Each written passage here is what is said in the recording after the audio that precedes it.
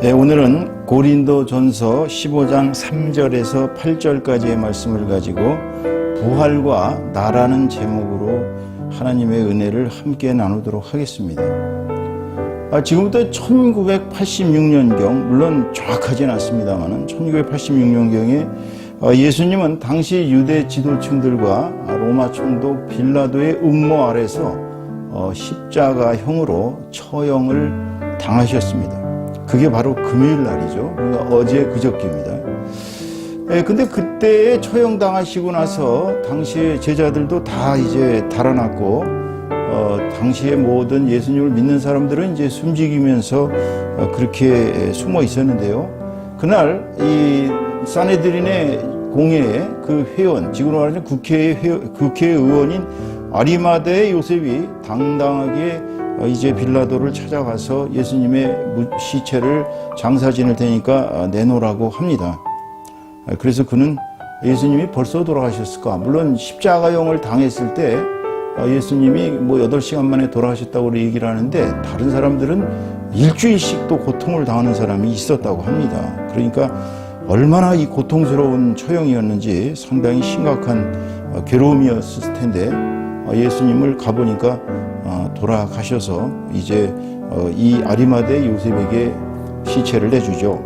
그러자 비밀 회원 중에 하나였던 니고데모, 이 사람도 예수님을 몰래 믿었던 사람이고 몰래 찾아왔었던 사람인데, 이 사람도 공의의 회원이었어요. 그러니까 이 두 사람은 유대인들의 아주 지도층의 높은 자리에 있었던 사람인데, 이 니고데모는 예수님의 장사에 필요한 유향, 몰약 이런 것들을 다 수위까지 다 갖고 오셔갖고 이 두 분이 협력해서 무덤에다 장사를 지냈습니다. 그리고 이제 안식일날 토요일날은 아무 일도 없이 지나갔고, 이제 바로 오늘이죠. 오늘 일요일날 새벽 4시경, 그러니까 비명이라고 그러죠. 우리가 새벽에 이렇게 아직 밝진 않고 조그맣게 이제 빛이 이제 동력에서 이렇게 솟아오르기 시작하는 그 새벽 미명 4시경에 예수님이 무덤에서 일어나셨습니다. 부활하신 거예요. 자, 이게 부활하신 다음에 이제 바로 얼마 있다가 이제 막달라 마리아라는 예수님을 가장 많이 지근거리에서 추종하고 가장 열심히 예수님의 말씀을 들었던 막달라 마리아에게 처음 나타나셨고요. 그 다음에 이제 또 마리아, 다른 마리아들, 그러니까 야고보와 요한의 제자, 요한의 이제 어머니죠. 제자 요한과 야고보의 어머니인 마리아 등 여러 여제자들에게 이제 나타나셨어요. 그 다음에 이제 엠마오 길거리에서 2명의 제자들에게 또 직접 나타나셔서 그들과 함께 길을 가셨고, 이제 그 다음에는 이제 같이 식사도 하시고 그렇게 했습니다. 이제 그 다음에는 이제 베드로를 비롯한 여러 제자들에게 나타나셔서 심지어는 여러분 요한복음에 읽으셨던 것처럼 7명의 제자들이 고기를 잡으러 갔을 때 거기에 같이 나타나셔서 고기도 같이 구워 잡수고 빵도 같이 잡수시고 그러한 일이 또한 있었습니다. 그 뒤에는 이제 친동생이신 야고보 사도에게도 나타나셨고요. 그 뒤에는 이제 500여 제자들 앞에 일시에 나타나셔서 이제 그들이 있는 가운데서 약 40일간을 이 지상에서 예수님이 여러 모양으로 나타나셔서 그들을 격려하시고 그들이 힘을 얻을 수 있도록 그렇게 하신 다음에 이제 40일 만에 올리브산에서 여러 제자들, 약 500여 제자들이 보시는 가운데서 승천을 하셨습니다. 그리고 나서 이제 당신을 괴롭히고 박해하였던 제자들을 아주 잡아서 감옥에 집어넣고 앞장서서 악랄한 짓을 저질렀던 이 바울 사도에게도 나타나셔서 네가 나를 왜 이렇게 괴롭히느냐 그러면서 너는 앞으로 내가 이방인을 위해서 선택한 그릇이니까 네가 얼마나 고난을 당할지 알아야 된다 하시면서 그에게 사명을 주셨죠. 이제 그것뿐만이 아니에요. 예수님이 나타나셨던 것은, 살아서 나타나셨던 것은 여러 방식으로 나타나셔서 제자들에게 당신이 직접 살아계심을 보여주셨습니다. 예수님이 부활하신 건 역사예요. 그러니까 요즘은 이제 신학이 잘못 이렇게 진행하다 보니까 심지어 자유주의 신학에서는 예수님이 부활한 건 그냥 제자들이 부활이 되었으면 좋겠다. 그래서 환상을 본 것이다부터 시작해서 예수님의 부활이라는 것은 믿을 수가 없다고, 우리는 그냥 예수님이라는 사람이 존재했었는데 부활 같은 건 없다, 이렇게 가르치는 엉터리 신학들도 있습니다.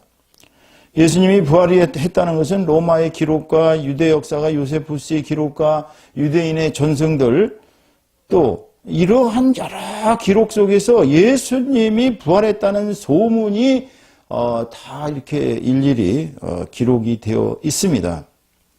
근데 가장 중요한 증거, 예수님이 부활하셨다는 가장 강력한 증거는 겁쟁이요 배신자들이었던 12제자들의 이 돌변한 이 사태를 통해서 우리는 과연 어떻게 그런 일이 있을 수 있었을까? 여러분 아시다시피 베드로는 예수님을 얼마나 강력하게 부인했는지, 나는 절대 저 사람을 알지 못한다라고 3번씩을 부인하고 저주까지 퍼부었던 그런 배신자였습니다.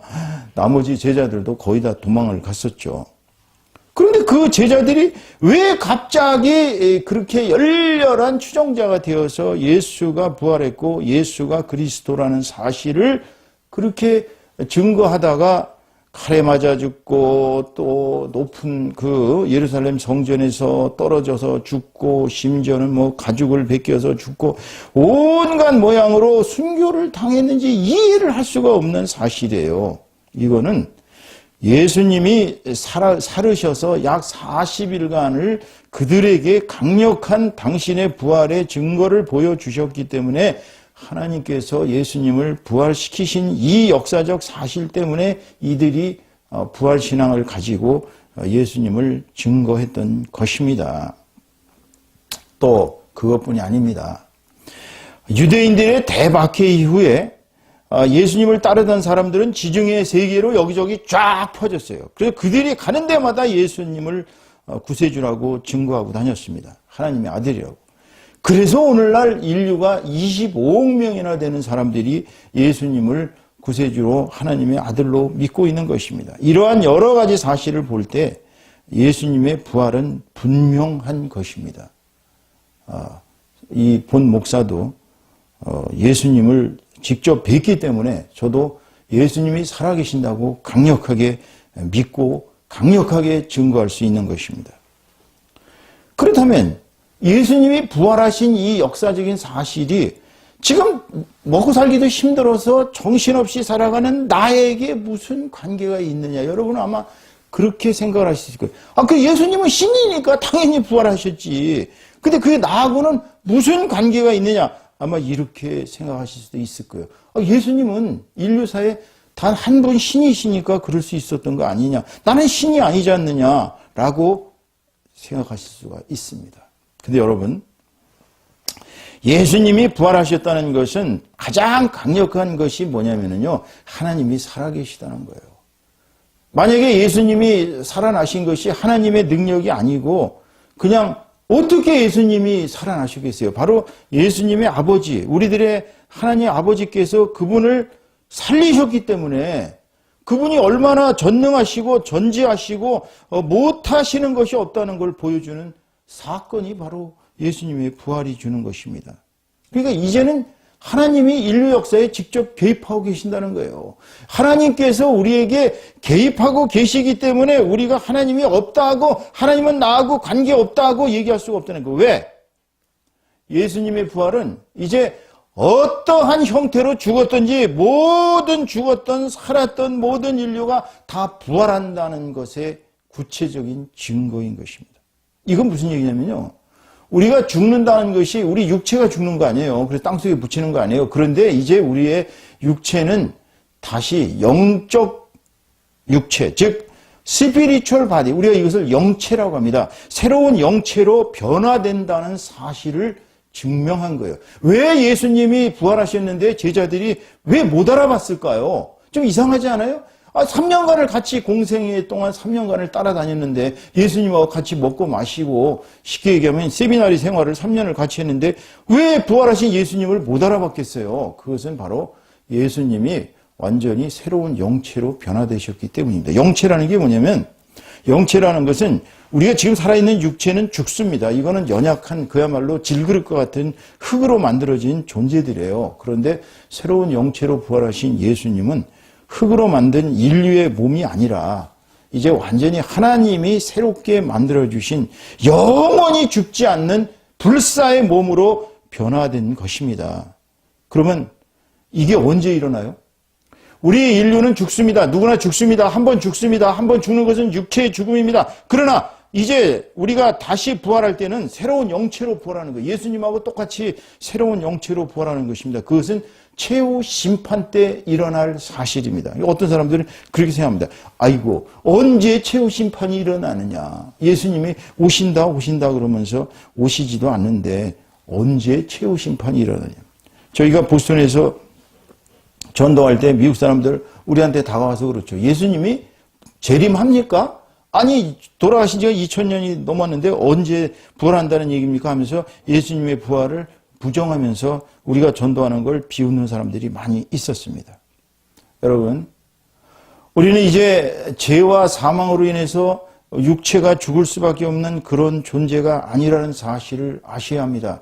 우리가 죽으면 일단 우리는 육체는 땅에 묻힙니다. 그리고 우리의 영은 하늘나라로 올라가죠. 여기에서 1차 심판을 받습니다. 내 영은 내 육체하고 똑같습니다. 여러분 그걸 아셔야 돼요. 우리가 생각하고 말하고 행동하고 모든 것은 우리의 영 속에 다 기록되어 있어요. 그렇기 때문에 예수님의 심판을 받을 때 우리의 과거에 했던 모든 말과 행동이 다 비디오처럼 다 보여진다고 합니다. 예수님을 믿는 사람은 면죄를 받습니다. 그러나 예수님을 안 믿는 사람들은 모든 과거의 언행에 대해서 심판을 받아서 네가 천국에 가야 되겠느냐 지옥에 가야 되겠느냐라고 묻는다고 합니다. 그래서 모든 사람은 어떤 사람도 불구하고 예수님을 믿지 않는 사람은 천국에 갈 수 있는 사람이 단 한 명도 없습니다. 왜냐하면 모든 인간은 다 죄인이기 때문에 그래요. 이게 1차 심판이에요. 1차 심판은 우리의 육체에 대한 심판이 아니라 우리의 영에 대한 심판입니다. 왜냐하면 육체는 심판을 받을 수가 없잖아요. 이미 죽어서 땅속에 묻혔기 때문에. 그런데 예수님이 이제 다시 오신다고 당신의 입으로 여러 번 얘기하셨어요. 나는 반드시 올 것이다. 재림할 것이다 얘기하셨어요. 그러면 재림이라는 게 바로 모든 사람들의 즐거움이 되는 건 아니죠. 왜냐하면 예수님을 믿고 예수님을 따르던 사람들은 잘됐다. 이제 예수님이 오셔서 이 땅에 왕으로 오시면 우리 모든 사람들은 예수님 통치하에서 슬픔도 고통도 없는 제2의 에덴이 이곳에서 다시 생겨나는구나. 이렇게 생각하겠죠. 그러나 대부분의 사람들은 예수님을 안 믿는 사람들은 이제 그날은 끔찍한 최후의 심판일이 되는 것입니다. 그러면 땅에 살아있는 사람들만 심판받나요? 그게 아닙니다. 자, 죽어서 땅속에 묻힌 사람들, 또 바닷속에 빠져 죽은 사람들, 이제 죽어갖고 시체가 다 썩어서 먼지로 날아간 그런 사람들, 지금 하늘나라에 있는 그 모든 사람들이 다시 새로운 영체로 호련히 변화된다고 그랬어요. 제가 증거를 보여드릴게요. 자, 이제 바울 사도께서 비밀을 말씀하셨습니다. 자, 뭐라고 얘기하셨는지 우리가 한번 보겠습니다. 자, 이렇게 말씀하고 계셔요. 보라, 내가 너희에게 비밀을 말하노라. 이것은 고린도전서 15장 51절입니다. 보라, 내가 너희에게 비밀을 말하노니 우리가 다 잠잘 것이 아니요 마지막 나팔에 순식간에 호련히 다 변화되리라. 나팔 소리가 남에 죽은 자들이 썩지 아니할 것으로 다시 살아나고 새로운 영체로 살아난다는 얘기예요. 우리도 변화되리라. 죽은 자들이 그렇다는 얘기예요. 이미 죽은 자들이 생각할 때 이제 인간의 생각으로 아니 다 죽어서 먼지가 됐는데 어떻게 다시 살아나느냐. 하나님은 능치 못하실 일이 없어요. 여러분의 이 모든 이 인간 한 사람 한 사람마다 다 하나님께서 코드를 갖고 계시기 때문에 다 다시 살리실 수가 있어요. 이 썩을 것이 반드시 썩지 아니할 것을 입겠고 이 죽을 것이 죽지 아니함을 입으리로다. 이제 영생 불사의 몸으로 변화되는 거예요. 이 썩을 것이 썩지 아니함을 입고 이 죽을 것이 죽지 아니함을 입을 때에는 사망을 삼키고 이기리라고 기록된 말씀이 이루어지리라. 사망아, 너의 승리가 어디 있느냐? 사망아, 내가 쏘는 것이 어디 있느냐? 사망이 쏘는 것은 죄요, 죄의 권능은 율법이라 그랬어요. 여러분, 우리는 죽지 않습니다. 부활하면 우리 육체가 다시 살아나는 거예요. 영체가 되는 것입니다. 그래서 우리 영체는 이제 최후 심판을 받습니다. 최후 심판을 받아서 영생이냐 영벌이냐로 들어가는 것입니다. 요한 계시록에 보면 최후의 심판 때 일어날 일들이 자세히 기록되어 있습니다. 여러분 반드시 요한 계시록을 읽어보세요. 이 최후 심판 때는 우리가 피할래야 피할 수가 없는 영생의 길로 가든지 영벌로 가게 되는 것입니다. 그렇다면 부활이 우리에게 지금 아무 관계가 없을까요? 부활은 우리와 직접 관련이 있습니다, 여러분. 부활은 바로 우리의 영원한 생명이냐 영원한 벌이냐를 결정하는 가장 강력한 사건이기 때문에 우리가 부활절이 오늘 너무나도 중요한 것입니다. 예수 부활하셨네, 이 소리는 바로 내가 부활하였네 라는 것과 똑같습니다, 여러분. 나는 절대 죽지 않는 영생 불사의 몸으로 부활해서 최후의 영생의 길로 가든지 영벌의 길로 가기 때문인 것입니다. 그렇다면 오늘 설교의 결론을 맺겠습니다. 이제 우리는 영원한 영체가 된다는 사실을 알았습니다. 그렇다면 이제 어떻게 살아야 할까요? 첫 번째, 강력한 부활신앙을 다시 회복해야 합니다. 우리가 부활신앙이 없이는 이 세상에 소망이 없습니다. 만약에 우리가 그냥 죽어버리는 존재고 그냥 끝난다는 존재면 그까짓 거 그냥 아무렇게나 살다가 어느 날 그냥 귀찮은데 그냥 자살해버리지. 또 히틀러처럼 온갖 악행을 저지르고 나쁜 짓을 저질러다가 그냥 이제 위기에 부딪히니까 그냥 머리에 총 한 방 빵 쏴가지고 그냥 죽어버리지. 그럼 얼마나 편하겠어요. 그동안에 과거에 저질렀던 모든 죄악이 다 사라진다면 얼마나 편하겠어요.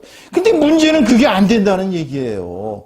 부활이라는 것은 내가 자살을 했던 어떻게 해서 교통사고를 당해서 죽었던 누구한테 살해를 당했던 아니면 어떤 형태로 병들어서 죽었든지 간에 결국은 모든 사람은 죽지 않는 존재로 변화되기 때문에 이제부터 결국은 이왕 죽지 않는 몸으로 우리가 살아야 된다면 멋있게 살아야죠. 그렇죠? 부활의 신앙을 간직하고 하나님의 존재를 믿고 하나님의 말씀대로 하나님께서 지시하는 대로 하나님과 동행하는 삶을 살아야 하겠지요. 이것이 바로 오늘 부활절이 주는 우리의 첫 번째 결론인 것입니다.